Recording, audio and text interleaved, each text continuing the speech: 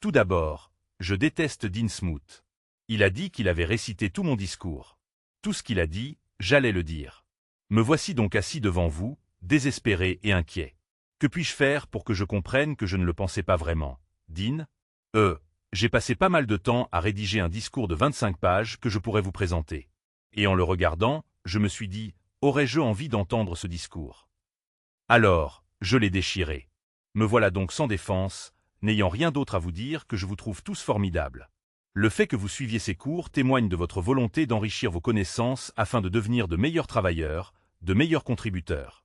Et je trouve ça formidable. Je pense aussi que je ne vais pas faire un long discours, mais je vais vous le dire. On m'a demandé de raconter une anecdote. Les anecdotes sont faciles. Alors, je me suis dit, quelle anecdote puis-je bien raconter à ces gens qui ont vraiment des choses plus importantes à faire? Et je me suis dit que j'allais vous raconter comment Spider-Man a vu le jour. C'est une histoire vraie. Même si j'ai parfois du mal à le croire, nous avions déjà fait les 4 Fantastiques et je crois aussi les X-Men. Je ne me souviens plus de l'ordre exact, mais mon éditeur est venu me voir et m'a dit « Stan, je veux que tu crées un autre super-héros. » Alors j'ai dit « D'accord. » Je suis rentré chez moi et quand mon éditeur m'a dit de faire quelque chose, j'ai fait intérêt à le faire. Parce que je voulais garder mon travail. Je me suis dit « Qu'est-ce que je vais bien pouvoir inventer maintenant ?» Et le plus important chez un super-héros, au départ, c'est le super-pouvoir. Une fois que vous avez compris cela, tout le reste suit. Alors je me suis dit, quel pouvoir vais-je donner à un nouveau venu? Et j'ai vu une mouche ramper sur le mur. Et j'ai dit, si je pouvais avoir un super-héros capable de coller au mur et de ramper dessus, mec, ce serait génial. Et ça, non, je vous mens. Je ne crois pas que le mot « cool » était utilisé à cette époque. Je suis un pro, j'ai probablement dit que ça allait être génial. Rire, je ne te mentirai jamais. J'ai donc pensé que c'était une bonne chose. Il me fallait maintenant un nom. Alors j'ai dit, voyons voir. L'homme-mouche, est l'homme-moustique. Je suis tombé sur Spider-Man. Spider-Man.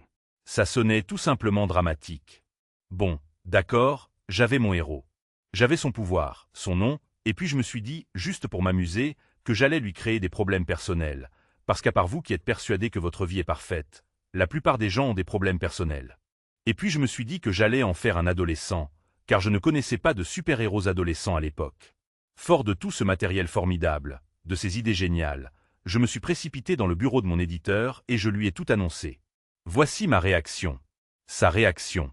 Stan, c'est la pire idée que j'ai jamais entendue.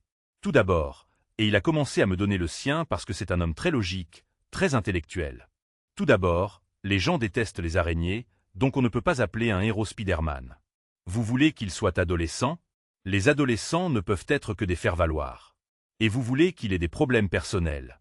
Stan, tu ne sais pas ce qu'est un super-héros? Ils n'ont pas de problèmes personnels. Eh bien, j'ai quitté le bureau déçu, mais évidemment beaucoup plus sage, et je n'arrivais pas à me sortir Spider-Man de la tête. Nous étions donc sur le point de tuer un magazine. Je crois que ça s'appelait Amazing Fantasy. Les ventes étaient mauvaises et nous envoyions le dernier numéro à l'impression. Quand on publie le dernier numéro d'un magazine, plus personne ne se soucie de son contenu car le magazine est en train de mourir.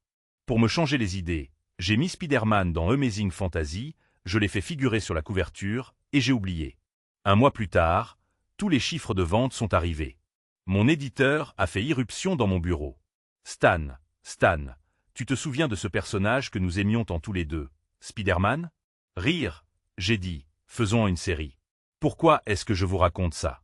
Outre le fait que je dois tuer un peu de temps, si vous avez une idée que vous jugez vraiment bonne, ne laissez pas un idiot vous en dissuader. Acclamation. Applaudissements. Maintenant, applaudissements.